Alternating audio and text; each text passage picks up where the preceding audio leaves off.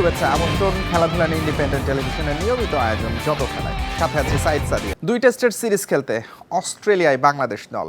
ডারউইনে প্রথম অনুশীলনে রোমাঞ্চিত শান্ত তাসকিনরা। কন্ডিশনের সঙ্গে দ্রুত মানিয়ে নেওয়ার লক্ষ্য টাইগারদের। সুযোগ সুবিধা আর প্রথম দিনের প্রস্তুতি নিয়ে সন্তুষ্ট স্পিনার তাইজুল ইসলাম। 23 বছর পর অস্ট্রেলিয়ায় টেস্ট খেলবে বাংলাদেশ। দীর্ঘ ক্যারিয়ারে মুশফিক প্রথমবার অজি ডেরায় টেস্ট খেলতে রোমাঞ্চিত। সবার জন্যই নতুন অভিজ্ঞতা। ডারউইনে পৌঁছে বিশ্রামের সুযোগ হয়নি তেমন। মাঠের প্রস্তুতি শুরু করতে হয়েছে টাইগারদের। পার্থে বিশেষজ্ঞ চিকিৎসকের পরামর্শ নেয়ার পর দলের সঙ্গে যোগ দিয়েছেন তাসকিন। ব্যাটিং অনুশীলনের পাশাপাশি নিজের মূল কাজ বোলিংয়েও সময় দিয়েছেন এই পেসার। ডারউইনে প্রস্তুতি এবং সুযোগ সুবিধা দারুণ। কন্ডিশনের সঙ্গে দ্রুত মানিয়ে নেয়ার চ্যালেঞ্জ ক্রিকেটারদের। জার্নিটাও ভালো ছিল বিকজ আমরা আসার সময় একটা ট্রানজিট পাইছিলাম। ট্রানজিটে এনাফ রেস্টের একটা বিষয় ছিল বা ফ্যাসিলিটিস ওয়াইজ যে আমরা ফ্যাসিলিটিসটা পাচ্ছি বা ওভারঅল সব কিছু মিলে preparation is good preparation. Wicket থেকে শুরু করে ফিল্ডিং প্র্যাকটিস থেকে শুরু করে রানিং থেকে শুরু করে সব ধরনের অ্যাক্টিভিটিস আমরা করতে পারছি।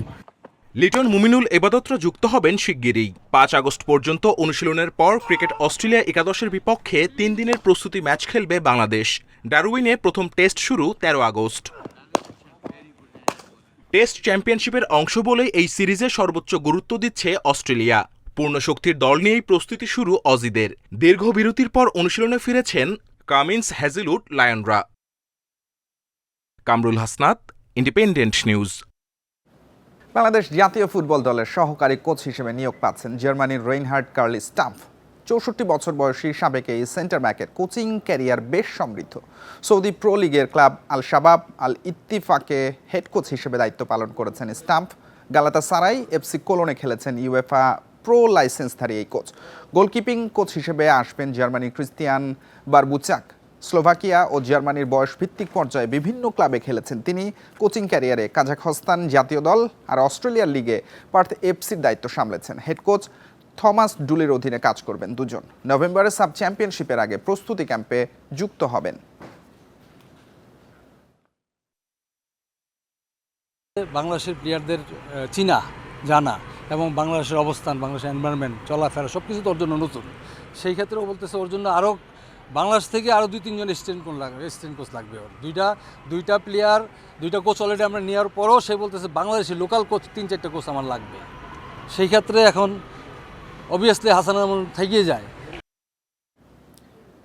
প্রাইম মিনিস্টার গোল্ড কাপ জাতীয় ফুটবলের সমাপনী অনুষ্ঠানে ফ্রান্সের তারকা এমবাপেকে ঢাকায় আনার পরিকল্পনার কথা জানিয়েছেন স্থানীয় সরকার প্রতিমন্ত্রী মীর শাহে আলম। সরকারের আশা এই আয়োজনের মাধ্যমে সারা দেশে ফুটবল নিয়ে নতুন উদ্দীপনা তৈরি হবে। 10 সেপ্টেম্বরের মধ্যে প্রাইম মিনিস্টার গোল্ড কাপ শুরুর পরিকল্পনা রয়েছে। 6ষ্ঠ থেকে দ্বাদশ শ্রেণী পর্যন্ত 49,589টি স্কুল, কলেজ, মাদ্রাসা ও কারিগরি শিক্ষা প্রতিষ্ঠান নিয়ে এই প্রতিযোগিতা আয়োজন করা হবে।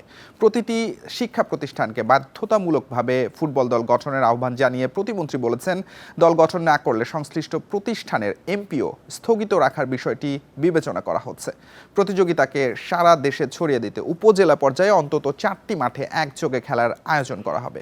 সব শিক্ষা বোর্ডকে নিজস্ব তহবিল থেকে মাঠ পর্যায়ের আয়োজনে অর্থ বরাদ্দ দেওয়ার আহ্বান জানান প্রতিমন্ত্রী।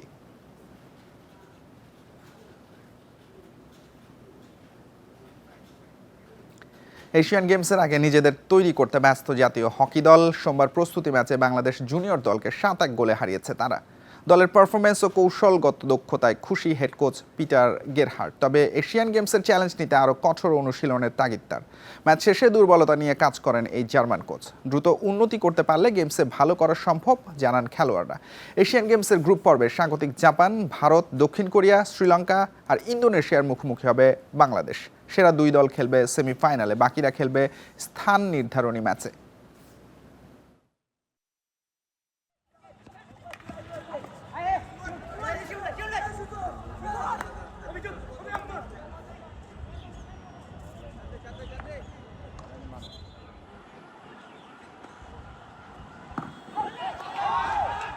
ছোটো ছোটো পাস খেলে যেন আমাদের কনফিডেন্সটা বিল্ড আপ করি। সে লং পাস চাচ্ছে না, ছোটো ছোটো পাস খেলতে বলতেছে। আর যত আমরা পিছিয়ে নিতে পারি, আমাদের পেনাল্টি কর্নারটা যেটা বেশি, এটা চাচ্ছে উনি বেশি, সব থেকে বেশি এটা দেখে উনি ফোকাস করতেছে। This group has so much talent আমরা সঠিক পথেই এগোচ্ছি। দলে প্রতিভা আছে, তবে ভুলে গেলে চলবে না আমাদের আসল লক্ষ্য দক্ষিণ কোরিয়ার বিপক্ষে প্রথম ম্যাচটি। সামনে আরও বড় চ্যালেঞ্জ, কঠোর পরিশ্রম করতে হবে সবাইকে। বর্তমানে দল যে অবস্থায় আছে তা নিয়ে আমি সন্তুষ্ট। এই ছিল যত খেলায়। ইন্ডিপেন্ডেন্ট টেলিভিশনের সব খবর বিস্তারিত জানতে চোখ রাখুন ফেসবুক, ইউটিউব এবং এক্সে। আমন্ত্রণ পরের আয়োজন।